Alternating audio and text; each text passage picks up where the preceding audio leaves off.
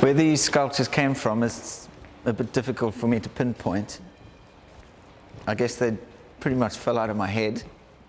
My whole life's been about suspension in some form or another, from paragliding to climbing, knots and ropes, hammocks, kites.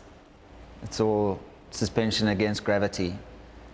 And all the visual references are in the work. I still can't quite believe them all. It's been immensely fulfilling. I think it's along the lines of William Persig's Zen and the Art of Motorcycle Maintenance. It's the classical need to understand the workings of something. My parents have always made things. There was a table of broken stuff waiting to be mended. And I think once you've glued something together, you're invested in its construction. You experience its workings more immediately and more really, I think.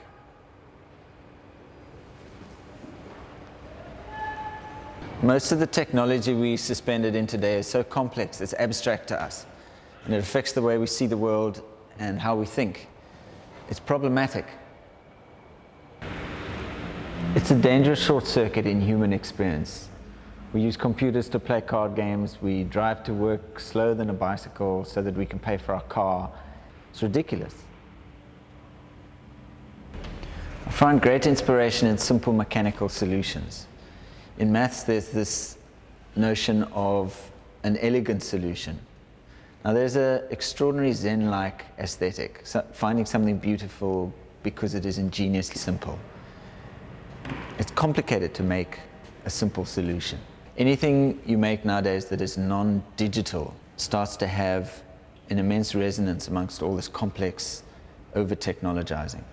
For me, anyway. A couple of years ago, I was in this lecture on design, and this guy showed us his screensaver that he designed for a website. It was a matrix of virtual blobs laid out like the squares of a chessboard, and as you dragged the cursor across them, they were disturbed in position and slowly settled down.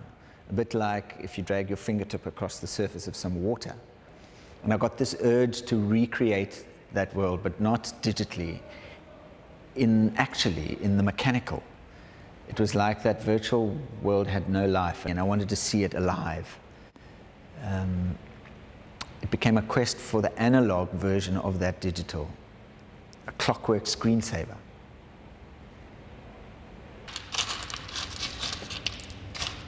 The mass it describes this is very simple trig. We all use it at school. The motions that it describes are the complex fluid motions that we see throughout nature.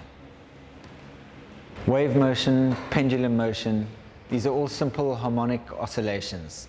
Anything that turns or contains a cycle or spiral, even electrons move this way, and that's everything. Everything has electrons in it.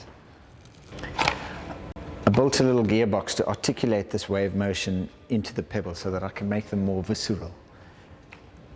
The beautiful mechanical solution came through several years of distilling it down. I can't even call it a gearbox anymore. There are no gears left in it. And I can't see a simpler mechanical solution. It's been boiled down to its essence.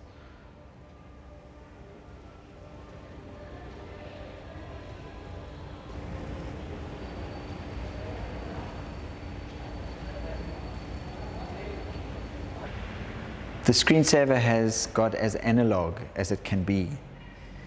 Consequently, these little contraptions resonate for me more than most complicated technology.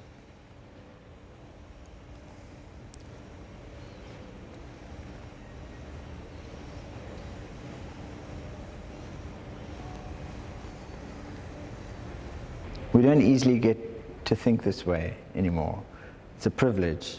I had to allow myself to.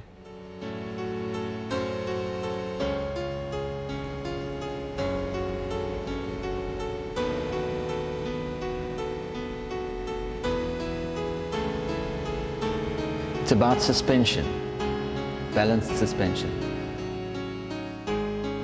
It's about our suspension in an anesthetic solution of technology, our suspension of our own values. It's a clockwork screensaver with the resonance of the analog suspended in the digital. It's about rhythmic disturbance and the symmetry of sinusoidal oscillation. It's about rocks suspended beautifully, beatifically, something suspended against gravity, not at rest so much as poised.